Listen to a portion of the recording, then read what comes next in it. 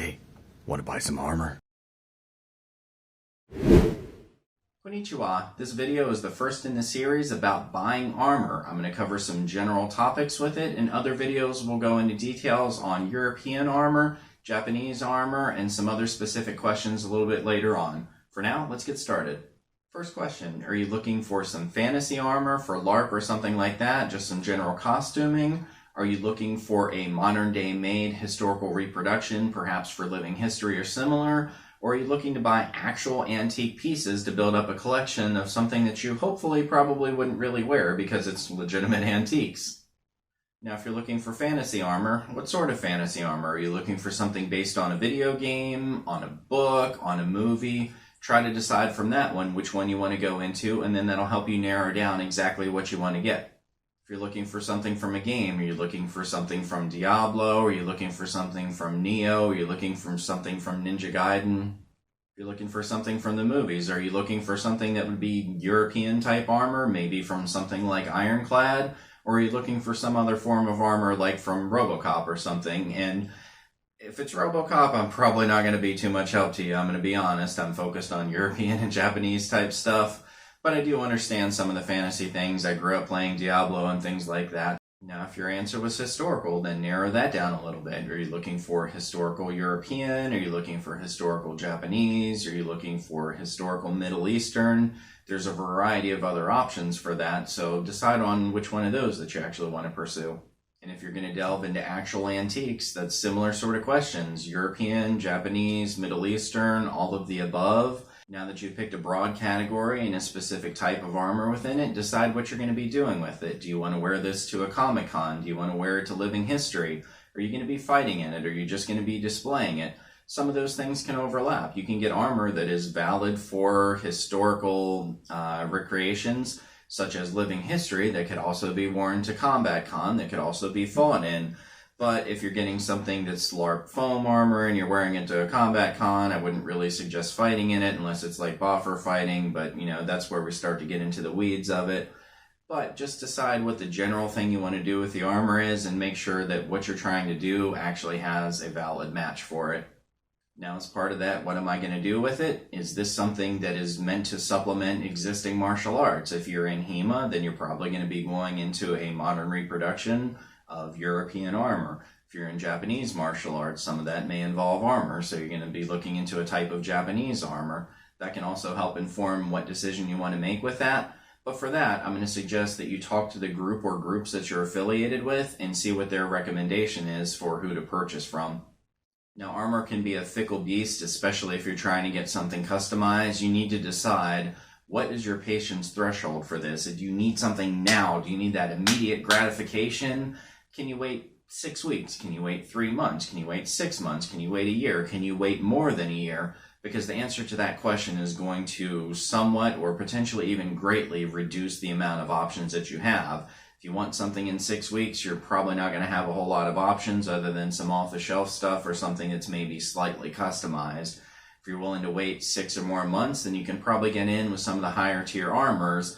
But some of those guys have a backlog of over a year before they can even get started on your project. Now you're going to get a fantastic result from them. That's why they're at the top of their game and their waiting list is so long for that.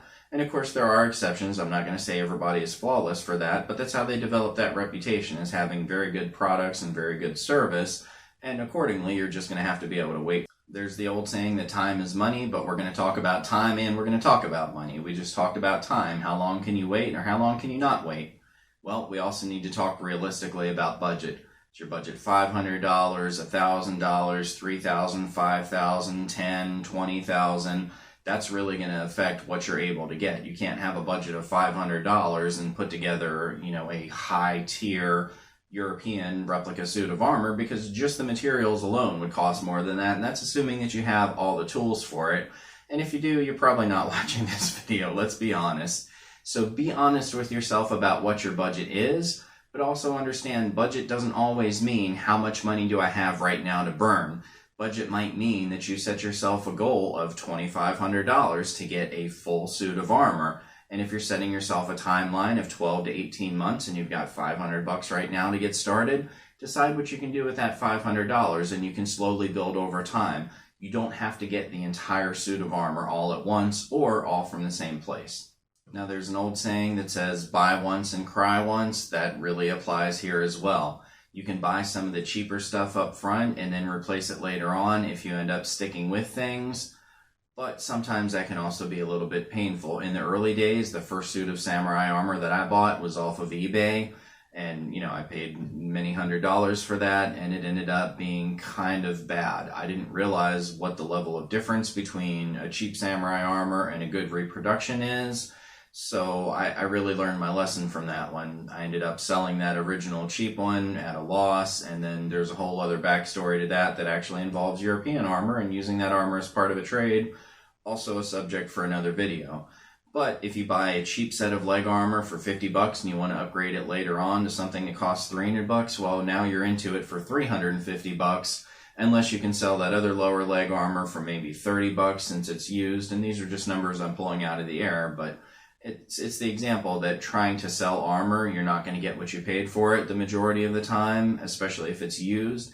And since armor is fit to a person's body, it's not like you're trying to sell something for a car or a tool or something. It's going to have to fit them. So you've already got a smaller audience that's willing to buy. And then outside of that, it's also got to be like an audience of people that are shopping for armor. And let me say, there's not enough people shopping for armor. I wish there were more because armor is pretty awesome. But realistically, sometimes you're going to have a hard time selling that piece, if not completely impossible.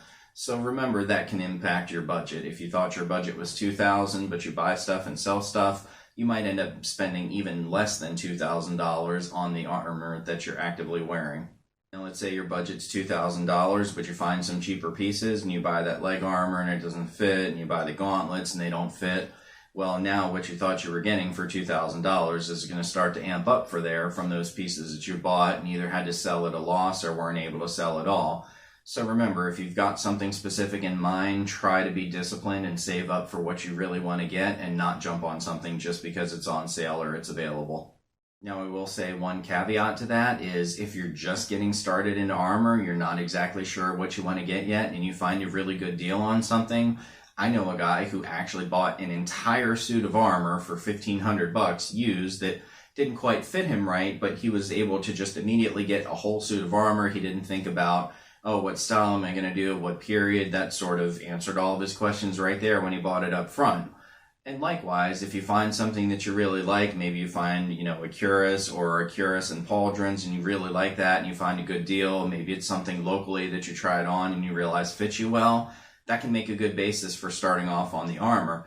Just make sure that whatever it fits with is going to also align with what you're trying to do with it. If you get a really good deal on an Italian breastplate, but you want a German suit of armor, then don't buy the Italian breastplate unless,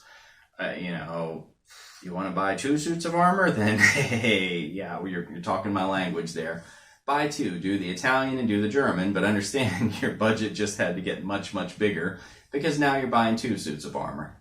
Okay, now you've decided what you want. Let's say you want to get a historical reproduction of a German Gothic armor. Well, remember, what are we going to do with it? Are we going to be taking it to events? Are we going to be displaying it at home? If you're displaying it at home, what's that going to mean? Are you going to be putting it on a stand? Do you have a stand? Do you need to make a stand? Well, you might want to factor that into some of your budget too. There's some cheap do-it-yourself stands, and there's some incredibly expensive posable stands, and there's a range in between. But if you just don't have the space to display it at home, then you might just be getting a plastic box lined with oiled towels that just keeps it in good condition. So your expenses might not be much if you don't plan to display it, and then you can spend more money on the armor than display. But the overall thing has to come into play. You can't just budget for just the armor. Now, if you want something incredibly customized or high class, understand that you're going to have to wait for a while for that, and your options are going to be limited. If you're looking for a nicely engraved or gilt, embossed 16th century style of armor with the fancy turners, with the closed helmet and the gorget, then you're looking at maybe 10 armorers in the world, maybe 15 that can even produce that at all.